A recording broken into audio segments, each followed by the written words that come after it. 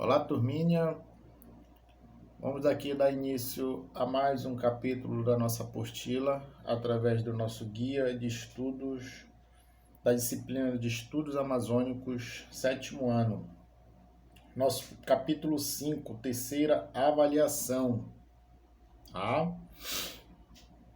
As missões e os fortes desempenharam papéis importantes no Vale do Amazonas.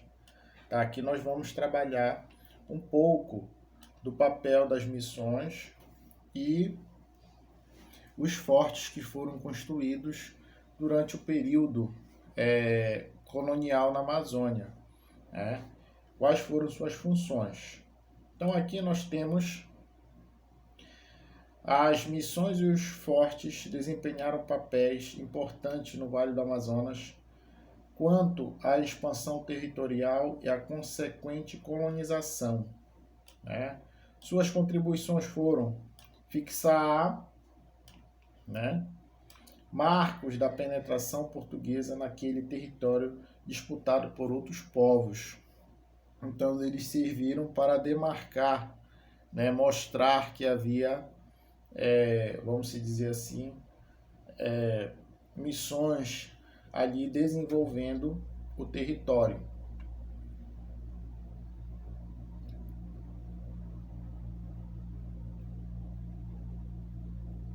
Aqui, sempre de sentinela nas lonjuras do vale estavam os fortes, instalados ao longo do século XVII. Eram unidades pequenas, com poucos homens e escassas peças de artilharia. Isto, entretanto, não era empecilho para que enfrentasse os ataques frequentes de estrangeiros ou nativos. Então aqui, neste momento aqui, nós podemos perceber as funções dos fortes. Lembrando que aqui em Belém, logo na frente da cidade, nós temos o Forte do Presépio, que no período de 1616 também teve essa função de proteger a região aqui habitada por indígenas e explorada pelos portugueses de outras civilizações europeias, como espanhóis, franceses, ingleses e assim por diante. Nós temos aqui agora a questão das ordens religiosas. Chegaram em épocas diferentes à região. Por exemplo, os carmelitas, 1627, e os jesuítas, em 1636. Deparavam-se, porém, com os mesmos obstáculos com a competição entre colonos e entre as próprias ordens religiosas, pelo direito de administrar o indígena, visto tanto como mão de obra quanto como fiel servo de Deus. Então nós temos também já uma disputa aqui das ordens religiosas,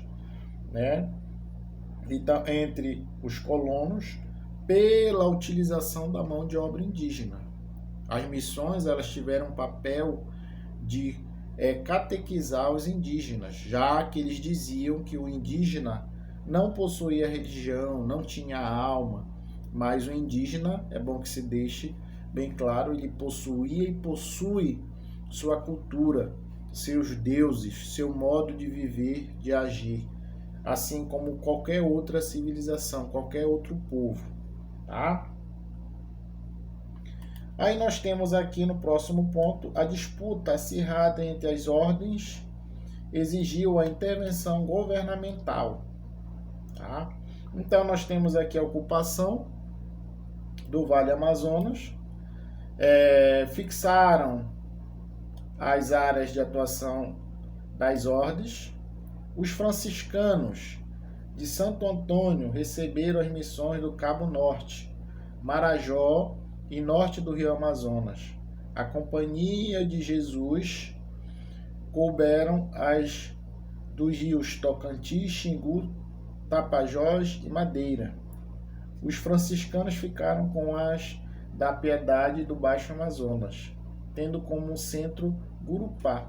Os mercedários com as do Urubu, Anibá, o Altumã e trechos do Baixo Amazonas, e os carmelitas com os rios Negros, Branco e Solimões. Então nós temos aqui os franciscanos, os carmelitas, né, e os mercedários, que fizeram a divisão, né, do território para que eles pudessem comandar, desenvolver e assim por diante. Tá? Aqui, olha. Nos anos finais do século XVII, as missões religiosas cobriam grande parte do espaço que viria a construir a atual região amazônica brasileira. Tá? O papel do indígena na ocupação do Vale do Amazonas era de extrema importância. Não se dava um passo sem ele, pois conhecia o território, sabendo se movimentar naquela área desconhecida pelo europeu. Então nós temos aqui o papel do indígena, que ele era bastante utilizado pelos colonizadores. Era quem, né, possuía total conhecimento da região. Então a questão de se usar o termo descobrimento, ele não se adequa.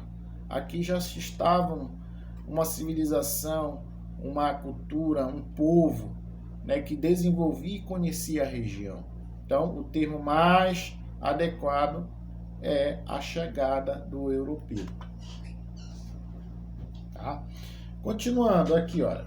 Os nativos eram guias pela floresta ou pelos rios.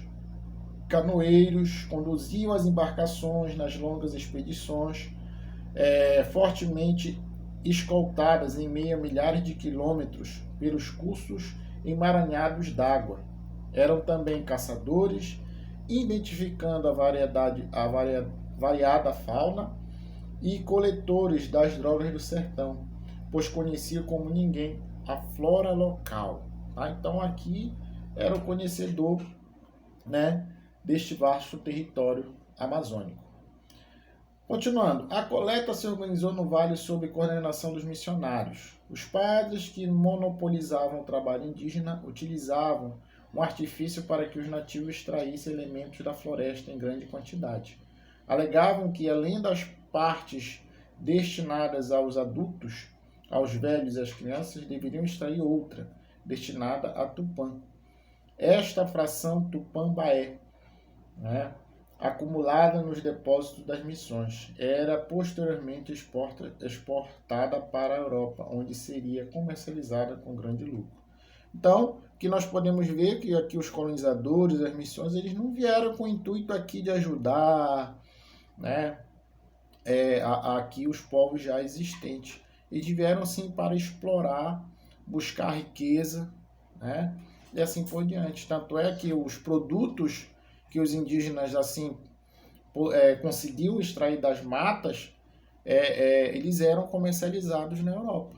Então aí nós já estamos vendo a exportação, né? Então a Amazônia, ela era uma grande produtora de recursos para os europeus, né? Aqui, olha, conduzido pelos nativos, o homem branco penetrava pelo coração pulsante da mata, espessa, formada por imenso e heterogêneo verde, onde não bastava querer para efetivamente ocupar. Era uma tarefa complexa, em meio aos terrenos submetidos à chuva constante que provocaram o aumento do nível das águas, que por sua vez arrastavam e deslocavam grandes porções de terra próxima aos cursos dos rios. Por conta disso, a exploração tinha-se no que a floresta oferecia, possibilitava espontaneamente. Então, aqui, o primeiro aspecto de utilização da Amazônia foi a utilização dos produtos que a mata produzia. Tá? Continuando aqui, olha. Olha aqui.